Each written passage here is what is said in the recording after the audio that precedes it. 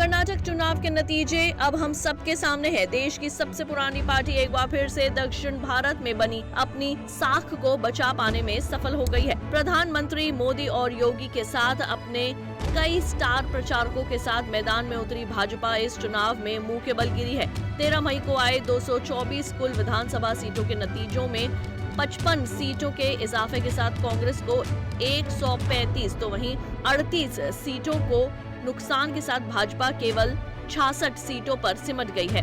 कांग्रेस को इस चुनाव में मिली जीत के कारणों को जब आप टटोलेंगे तो कई फैक्टर नजर आएंगे, लेकिन इन सारे फैक्टर्स के बीच 5 नाम ऐसे हैं जिनके बगैर कर्नाटक से भाजपा को क्लीन स्वीप करना आसान नहीं होता। ये 5 नाम पार्टी के दिग्गज नेताओं का नहीं, बल्कि इस चुनाव के लिए सियासी रणनीति बनाने वाले उन लोगों का है जिनमें कांग्रेस नेता रणदीप सिंह सुरजेवाला के साथ एमबी पाटिल भी शामिल हैं। कर्नाटक चुनाव में अपनी रणनीति से कांग्रेस को गद्दी दिलाने वाले इन नेताओं में सबसे पहला नाम एमबी पाटिल का है।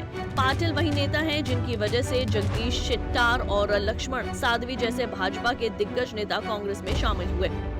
एमबी पाटिल कर्नाटका के एक ताकतवर लिंगायत नेता है। जिस तरह से भाजपा में येदियुरप्पा को बड़े लिंगायत नेता माना जाता है, वैसे ही कांग्रेस में एमबी पाटिल का दर्जा प्राप्त है। राज्य के विधानसभा के इस चुनाव में पाटिल को कांग्रेस की प्रचार समिति के अध्यक्ष पद को सौंपा गया था, जिसकी जिम्मेदारी को बखूबी निभाते हुए पाटिल ने भाजपा के खिलाफ आक्रामक चुनाव प्रचार की रणनीति बनाई। घर घर तक प्रचार वाली नीति से कांग्रेस को फायदा पहुंचा। यहां तक कि कांग्रेस अध्यक्ष मल्लिकार्जुन खड़गे, राहुल गांधी, प्रियंका गांधी की जनसभाएं और रोड शो की पूरी योजना के पीछे एमबी पाटिल का ही दिमाग था।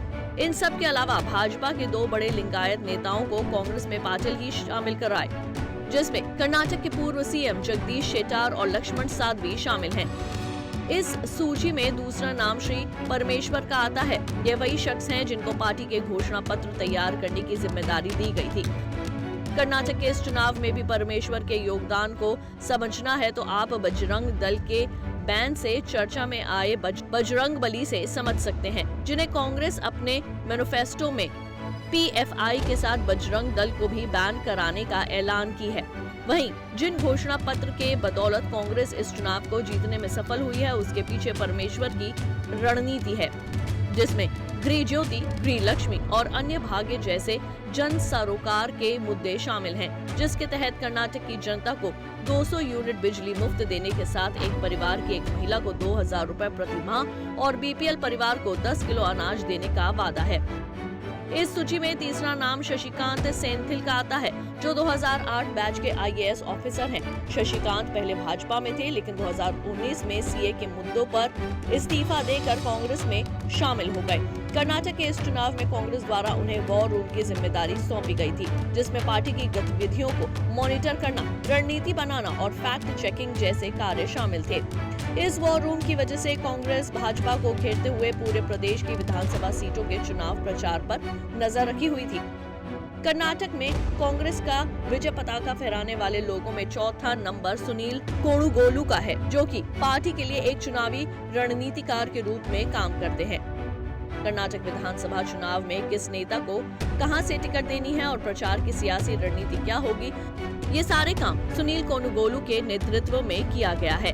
ऐसा कहा जा रहा है कि कोणुगोलु इस चुनाव में राज्य की जनता और भाजपा की कमजोर नब्ज को पकड़ने में सफल रहे, क्योंकि सुनील इससे पहले भाजपा के साथ काम कर चुके हैं। यहाँ तक कि भ्रष्टाचार के मुद्दों पर कांग्रेस ने भाजपा के खिलाफ जो आक्रामक रणनीति बनाई, उसके पीछे कोणुगोलु का ही दिमाग था।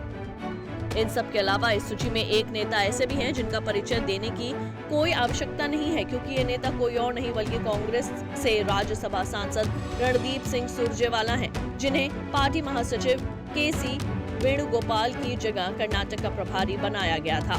मीडिया में मिल रही जानकारी के अनुसार सुरजेवाला ने ही डीके शिव कुमार और सिद्धरमैया के मतभेद को दूर कर एक साथ मिलकर काम करने के लिए राजी किया। भारत जोड़ो यात्रा के दौरान सिद्धरमैया और डीके शिव कुमार के साथ आने से मतदाताओं के बीच अच्छा संदेश गया। इसके पीछे रणदीप सुरजेवाला की ही रणनीति थी।